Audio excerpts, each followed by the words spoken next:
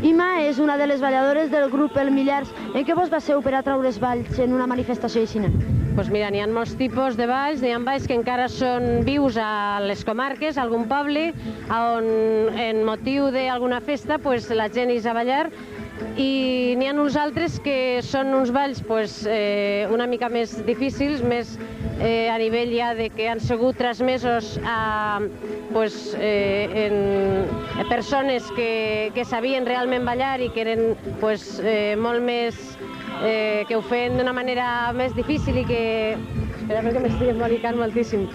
Bueno, el cas és que n'hi havia una sèrie de persones que eren els mestres de ball i que servien per a ensenyar una sèrie de balls que no se podien aprendre a nivell popular, sinó que n'hi havia escoles o... Perquè eren més difícils o perquè eren de passos comptats, Quan sou en el grup del Millars? Som unes 40 persones, o no arriba, sí, més o menys. 40 persones. Paquita, tu eres l'encarregada del vestuari del grup? No, jo l'encarregada, no, així en aquest grup encarregada de vestuari no n'hi ha. N'hi ha diverses comissions i una d'elles és la comissió d'indumentària, que som els que montem les exposicions, col·laborem en el museu, encara que tot el grup tira una mà, però verdaderament és una comissió, no és una persona. Però sí, forma part de la comissió d'indumentària.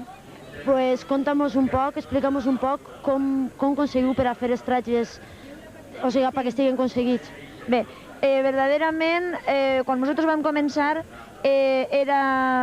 n'hi havia moltes peces que estaven perdudes, perquè no formaven part del vestit que diuen típic.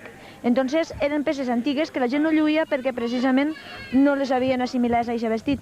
La nostra missió ha sigut recuperar-les. Les hem trobades en arcons, en documents, en actes testamentàries, en particions de les cases, en fi, en tot això.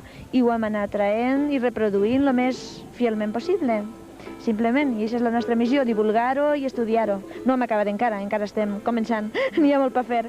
Que fa molt de temps que esteu en això? El grup fa 10 anys que funciona i des del primer moment la indumentària va ser una de les coses que més se va proposar. Però és que aquest tema, quan més estudiem, més ens donem compte de lo poc que sabem i més ganes tenim de fer. Així que així n'estem.